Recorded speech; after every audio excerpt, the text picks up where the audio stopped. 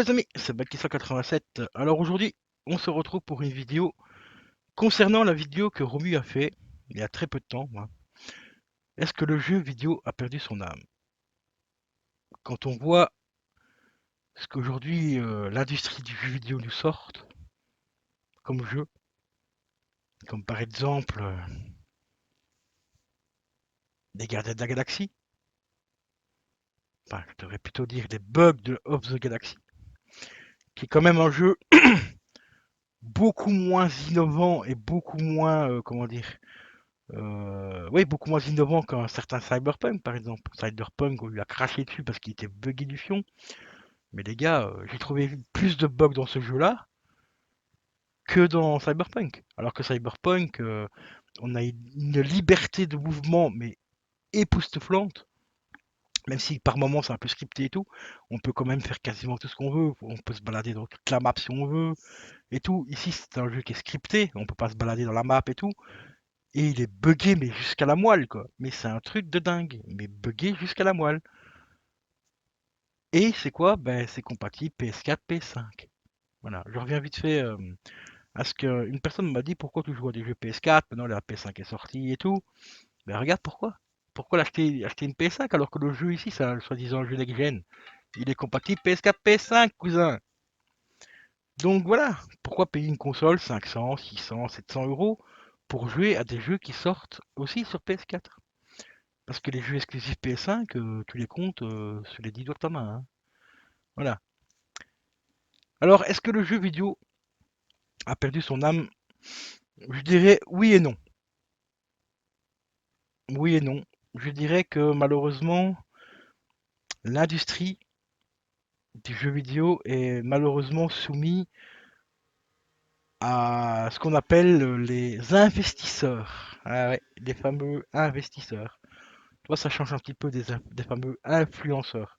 Même si eux, ils y sont pour quelque chose aussi, je pense. Alors les investisseurs, bah, c'est tout simplement les gens qui pètent de la thune pour créer un jeu. Parce qu'un jeu comme ceci, bah, ça coûte de l'argent, hein, malheureusement. Beaucoup d'argent, peut-être même trop d'argent quand on voit certains résultats. Et admettons que tu as le développeur qui est là, moi je suis l'investisseur, j'ai investi par exemple 40 millions d'euros, et le développeur me dit ouais le jeu il va sortir dans un an. Je dis quoi? Comment ça dans un an? Mais mec, j'ai investi 40 millions d'euros là, je veux retour sur mon argent. Accélère, accélère le travail. Oui, d'accord. Mais monsieur, le jeu, il sera pas fini. C'est pas grave, on s'en fout. Vas-y, accélère le travail. Sors-le comme ça. Voilà. Oui, t'inquiète. T'inquiète pas. Les pigeons, la nouvelle génération, hein, la nouvelle génération des jeux, des joueurs, hein, vont l'acheter et ils vont kiffer. Comme ils kiffent, par exemple, des Marvel au cinéma, hein. Des Marvel au cinéma. Parce que oui, aussi, le cinéma a aussi malheureusement perdu son âme, hein, depuis un bon moment, je crois. Parce qu'on a fait le tour, en fait. On a tout simplement fait le tour de tout. Que ce soit au niveau cinéma, au niveau musique, au niveau jeux vidéo, on arrive à un point que qu'est-ce que tu veux faire de plus? Qu'est-ce que tu veux faire de plus? À part, oui, rendre les jeux plus beaux, graphiquement, ouais. J'avoue que les Gardiens de la Galaxie, franchement, graphiquement, il est quand même relativement impressionnant, hein. J'ai pas craché dessus, il est très beau. Et il serait même encore plus beau sur PS5. Ça, je suis tout à fait d'accord avec toi. Mais quand tu vois par exemple tu as une mission à faire où tu as besoin de Ratchet, qui est ici, le petit Ratchet là, qui est là, et que tu as besoin de Gamora, qui est ici, et de Drax, qui est là, et que tu cherches après Ratchet partout, tu le trouves pas, hein, tu cherches, tu l'entends, mais tu cherches pas. Mais tu cherches par terre, parce que normalement il est censé être à terre, parce que tu devais passer une porte, hein. Mais je sais pas pourquoi, mais j'ai pris ma manette et j'ai regardé vers le haut. Ah ben j'ai trouvé Ratchet, il était bugué dans le mur. Ah oui, graphiquement, il était beau le mur, hein, avec le Ratchet dedans, c'était vraiment magnifique, hein. T'avais vraiment l'impression que le petit raton laveur était vraiment incrusté dans le mur, quoi. Ouais, c'est vrai que c'était magnifique au niveau immersion. C'était vraiment magnifique. En attendant, bah, j'ai dû relancer mon jeu parce que ma mission était buggée, parce que monsieur avait décidé de s'encastrer dans le mur. Et t'as aussi, par exemple, Gamora et Drax qui sont bloqués sur le rebord d'une fenêtre, et tu as Gamora qui dit, Enfin, qui parle par rapport à la folie mentale, quoi, tu vois.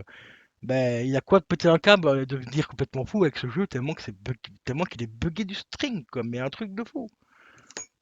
Et au niveau des histoires, est-ce qu'il y a encore des jeux qui nous hype, qui nous donnent, comment dire, des frissons, qui nous laissent surtout un souvenir après avoir fini le jeu? Bah, celui-ci il m'a laissé un souvenir, hein. Le souvenir, c'est que je vais surtout pas oublier de le laisser dans sa boîte, hein. Ne jamais le remettre dans la console. Ça, c'est le souvenir que j'en garde de celui-là. Mais oui, heureusement, heureusement, mais c'est très rare, mais heureusement, il y a encore des jeux qui laissent des traces, que ce soit au niveau du scénario. Et le pire de tout, c'est que c'est un jeu qui est hyper simple. Graphiquement, il est hyper simple. Il y a pas du 4K, du 30 FPS ou 60 FPS ou quoi. C'est un jeu, mais qui est graphiquement très simple, mais qui a une putain de narration et une putain d'histoire. Ce jeu-là, aujourd'hui, j'en ai encore des frissons, rien que d'y repenser. Il s'agit tout simplement du tout premier Life is Strange. Celui-là, les amis, pour ceux qui n'ont pas fait ce jeu, faites-le. Franchement, c'est une pure merveille, une tuerie, mais comme j'en ai jamais vu de ma vie. Avec une véritable histoire, une histoire d'amitié, histoire d'amour, un peu de science-fiction dedans. Je vais pas spoiler le jeu pour ceux qui l'ont pas fait. Et franchement, ça, ça c'est du jeu vidéo. Ça, c'est des développeurs qui ont pris le temps, qui se sont cassés le cul à écrire un vrai scénario, à travailler un peu les personnages et tout. Et tellement bien que plus tard, ils ont sorti ce qu'on appelle un petit peu le préquel, hein, parce que même maintenant les jeux vidéo font comme le cinéma, ils vous sortent l'histoire du premier 4-5 ans après, hein. Donc ici on a la suite, enfin, qui est le début de l'histoire ici en fait, hein. Bon, ça c'est un petit peu bémol, mais ça fait vendre, forcément. Bon, ici j'ai pris le collector avec les vinyles, parce que ce jeu-là, franchement, il est extraordinaire. Et même le préquel est franchement, mais hyper bien. Un peu court, un peu court, ça j'avoue, ça aussi c'est une grosse erreur, enfin une grosse connerie aussi des jeux vidéo. Les bons jeux vidéo sont de plus en plus courts. Malheureusement, entre 6, 10 heures, des fois 12 heures pour certains. À part des gros jeux comme par exemple Elden Ring qui fait, on va dire, une centaine d'heures pour si tu veux vraiment le faire à fond. Mais est-ce que Elden Ring est un bon jeu? Pas sûr. Graphiquement, oui, il est beau. Est-ce qu'il y a une histoire? Pas sûr. Alors que là, t'as une histoire, mais vraiment une putain d'histoire. Quand tu regroupes les deux, t'en prends plein la gueule au niveau de l'histoire. T'as des choix à faire. Encore aujourd'hui, il y a des choix que je regrette d'avoir fait dans le jeu. Est-ce que je les aurais fait dans la vraie vie ou quoi? Pas sûr. Et sinon, là, dans ma collection de PS4, je dois avoir à peu près une centaine de jeux. Ça te donne déjà une idée un petit peu d'où j'en suis au niveau du jeu vidéo. Je te donne un exemple. Par exemple, sur la PS3, j'ai pas loin de 200 jeux. Bon, je vais dire, allez, 150 jeux, parce qu'il y a une cinquantaine de jeux, c'est un peu de la merde. C'est des jeux que j'ai trouvé pas chers et tout, comme FIFA Street et tout ça, toi. Bon, on va dire 150 bons jeux. À peu près 150. Sur la PS4, j'en ai que 100. Et il n'y a plus rien qui m'intéresse pour l'instant. Et je vais te faire une petite sélection quand même des jeux qui ont une âme, une histoire, et surtout qu'il y a encore des studios qui se cassent le cul pour les sortir. Bon, celui-là, c'est un vieux jeu qui est ressorti, qui est sorti à la base sur PS3, mais qui est ressorti sur PS4 par après. Un Viren, qui commence à vieillir un petit peu, mais bon, après, il y a quand même 20 ans le jeu. Mais une claque, franchement, au niveau de l'histoire. Graphiquement, franchement, ça va, il est pas mal, parce qu'il faut se mettre dans le contexte, hein, c'était un des jeux les plus innovants de la PS3 à l'époque. Celui-là, franchement, une pure claque au niveau de l'histoire. Certaines personnes l'ont testé sur mes conseils. Ils ont dit ouais, c'est pas mal, mais c'est un peu lent. Oui, c'est un peu lent, mais c'est comme un bon film. C'est comme un putain de bon film. Ça prend le temps l'histoire prend le temps de s'installer et tout. Et à la fin, quand tu ressors du cinéma ou à la fin quand tu es à ta console, bah ce jeu-là, il te reste là, tu vois. Il te reste là et il te reste là aussi. Et pas comme un Marvel que tu vas prendre, tu vas te boucher, tu vas le foutre à la poubelle et le lendemain tu auras déjà oublié quoi. Tu vois.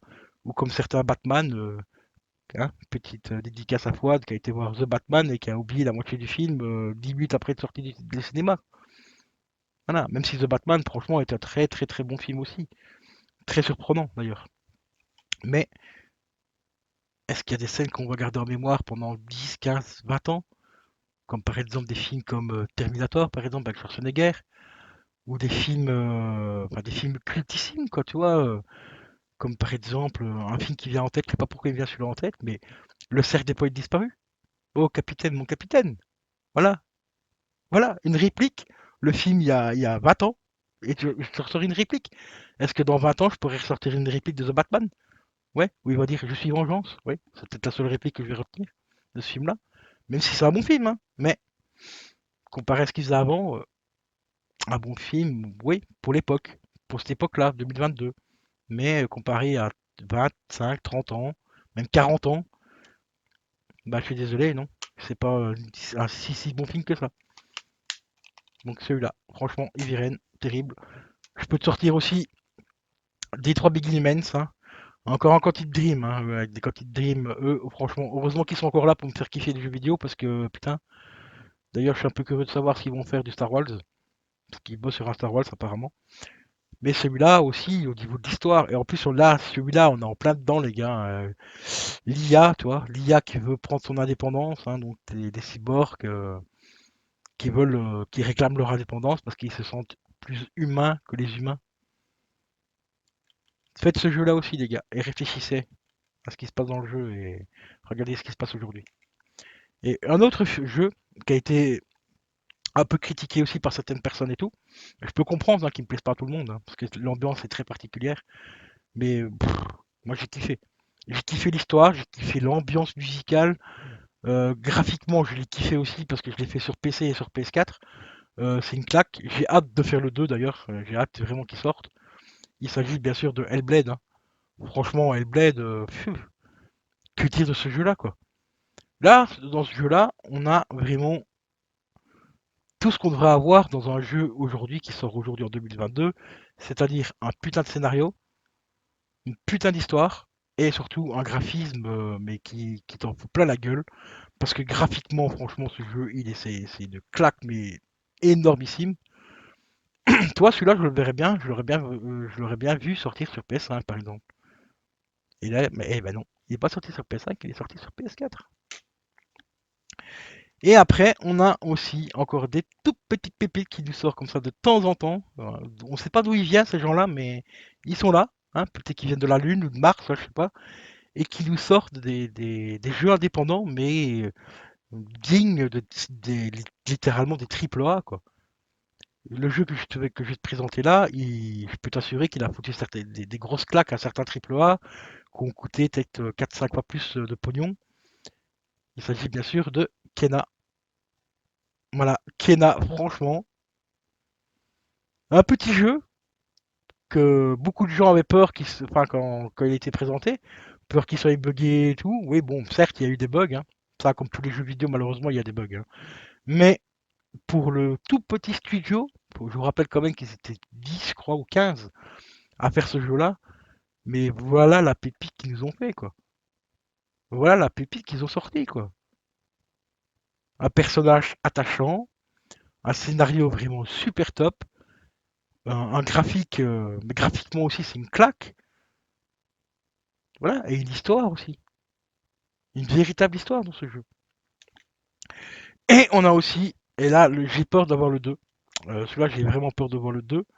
Est-ce qu'il sera aussi bon que le premier? Parce qu'au niveau narration aussi, celui-là, bon graphiquement il est pas mal, mais aussi encore une fois il y a quelques petits bugs. Quelques petits bugs graphiques, quelques petits bugs de texture et tout ça, des collisions et tout.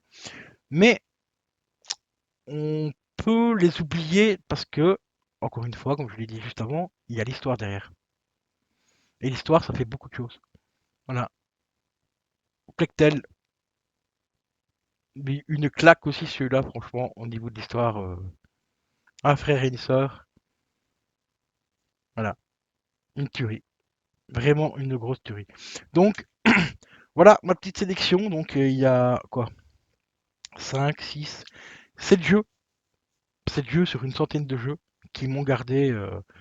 Bah, qui pour moi m'ont laissé une trace, que ce soit dans mon cœur ou dans ma mémoire. Donc le Plectel, le Kena, voilà, Hellblade, des 3 Big Elements, grosse dinguerie celui-là.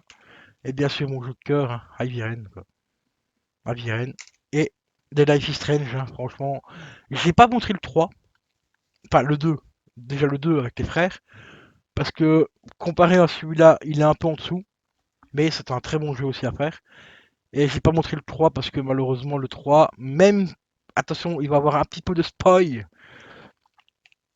même s'il y a une grosse référence, enfin, même s'il y a des références par rapport au premier, donc dans le Life is Strange True Color, il y a des références à celui-ci, enfin plutôt à celui-ci, au Before. Euh, pour moi, il reste un peu en dessous au niveau de l'histoire. Je trouve que l'histoire, ils auraient pu l'exploiter beaucoup plus, enfin beaucoup plus, et faire quelque chose de beaucoup plus puissant. Parce que celui-là, c'est une pépite, mais un truc de fou. Voilà les amis, concernant donc la petite vidéo de Romu, est-ce que le jeu vidéo a perdu son âme?